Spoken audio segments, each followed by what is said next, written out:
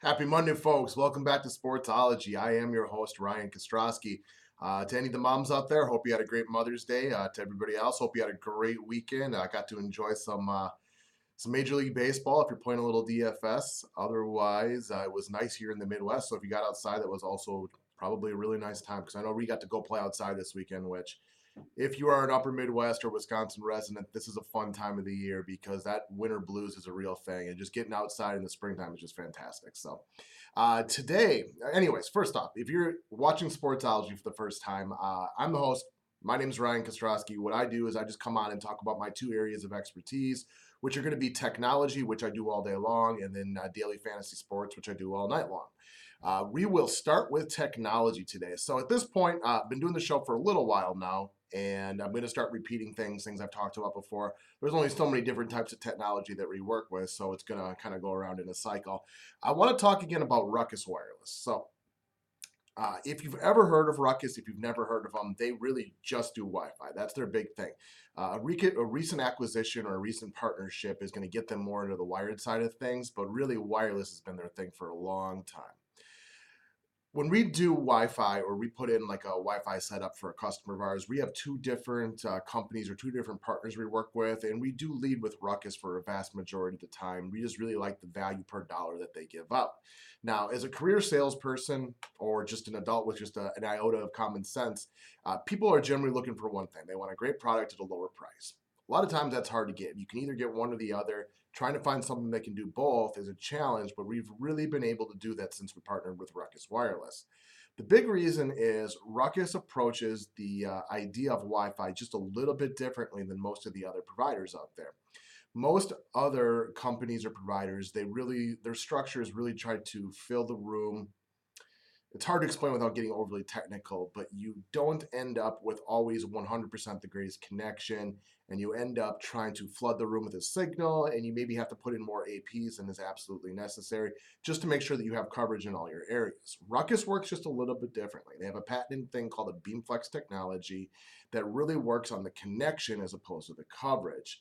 What this ends up doing for customers more than anything is allows them to put in a lower amount of APs. So a lot of times they say if we're working with a school and one of the other major providers says, we're going to need approximately 150 access points. When we go and we do a predictive with Ruckus, a lot of times we're coming in with say like 100 to 125, which is, it's not going to cut your price in half or anything like that, but it's going to keep your price down a little bit while providing a better user experience, which is ultimately what people are looking for. If you can give them great value for less money, they're going to be happy. Just to kind of wrap it up with a quote. So I have a school district here in Wisconsin that I work with, and we put Ruckus in for him last year. I was out there talking to him about security this year and just kind of, asked him how everything was going. And his quote was, and I believe this is what it was verbatim, is Ryan, we put it in a year ago and I just haven't touched it. It just works. That's a great thing to hear. As the sales guy, as the rep that works with him, I love when my customers say that because they're happy. That's a great position for an IT person to be in, not having to work with it or touch it and allow them to focus on one of the other 8 million tasks that I have going on. So Ruckus Wireless, great product. We have the people on staff here that we can put it in very efficiently. So if you got any questions, don't hesitate on sending me an email and I'd be more than happy to talk to you about it. Now, let's pivot over to MLB DFS. The Rockies are coming home. So if you play MLB DFS, you know that when the Rockies are at home, Coors Field, it really changes the entire landscape of playing Major League Baseball DFS because it's such a hitter's park. All the prices raise up for the opponent and for the Rockies players, so you always got to deal with that. Now, if you look at the Rockies tonight, they are going up against Archie Bradley, who is the lowest ranked pitcher. He's gone out once this year. He pitched 4.1 innings and gave up 5 runs. So on paper, it at least looks like a very intriguing matchup for all Rockies players, which means I'm going to want to get them in my lineup. The lineup I'm going to review today is I normally go through a cash lineup, but looking at this one, I look at it more of as a tournament lineup as of right now. So I'm going to start out with my pitchers, and right away, the first thing that struck me when looking through the pitchers is legitimate ace, Sonny Gray is all the way down to 6,800. That is a very, very low price for him.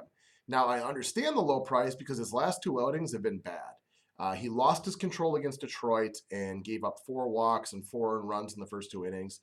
And then he got pretty hard against Seattle, 11 hits over 7 innings. Well, he's actually done very well against Boston in the past, so this is a chance that I want to take. What I love about it too is that low price will allow you to really load up on Rockies and or Diamondbacks hitters. So I got Sonny Gray, and with all the other elite pitchers out there today, because if you look at the top, you got Kluber, Lester, Strasburg, Hernandez. I mean, there's lots of them. If I put Gray in there, now I'm going to pivot over to Steven Matz as well. Now, Matz got absolutely destroyed in his first outing of the year, but he has been awesome since then. So since he gave up 7 earned runs in his first outing in less than 2 innings, he has 4 starts since then, hasn't allowed a run in 3 of them. That's, Atlanta, San Francisco, and Cleveland. So San Francisco's a very good offense. Atlanta is not. Cleveland's mediocre. So you know that he has pitched a lot better since then. So I got those 2 guys. Now I'm going to move over to catcher. I'm assuming that JT Real and Muto, or however you pronounce his last name, will move back into the leadoff spot tonight against Willie Peralta on our Milwaukee Brewers. I like him in the leadoff spot at 3,300. Moving down to first base, I got Edwin Encarnacion. I usually like playing Encarnacion versus lefties better, but Jake Peavy has been atrocious this year. Somebody tweeted about it. Oh man, I wish I could remember. It was perfect. He was thinking there's got to be anybody in the world who's a better pitcher than Jake Peavy right now, because he's just been getting shelled left and right. So I got Encarnacion at first. Brandon Phillips, who has been scorching lately. He took the over yesterday, but he had homered 4 games in a row before that. So I like Phillips to get back on things, and I also like him because he's actually done very well against Jonathan Neese in his career. And they're at Cincinnati tonight, which is, of course, is a hitter's ballpark. Moving over to third base, I will squeeze in Nolan Arenado of the Colorado Rockies. Like I talked about, you're going to want to look at your Rocky players very, very hard tonight. One person I really like today, he's very underpriced to me, is Francisco Lindor at shortstop for 3,600. I mean, if you just look around at his last 10 guys, the guy manages to put up points every single day. He's batting 324. So Francisco Lindor is on the cheap. And then we move into the outfield where I'll play. If he's batting leadoff, I got Michael Saunders from the Toronto Blue Jays. PV has been getting killed by lefties this year, so all Toronto Blue Jays are in play. And then I'm going to put in a pair of Rockies outfielders, Cargo and Charlie Blackmon. Both priced high today, but that's due to the Coors Field factor, so I like all those guys. I managed to get 3 Rockies in my lineup. You can always check out Trevor Story as well, or anybody. That's one where you kind of want to wait for starting lineups. But that's what I got for right now, guys. If you got any questions, don't hesitate to send me an email. Otherwise, have a great Monday, and I'll talk to you later.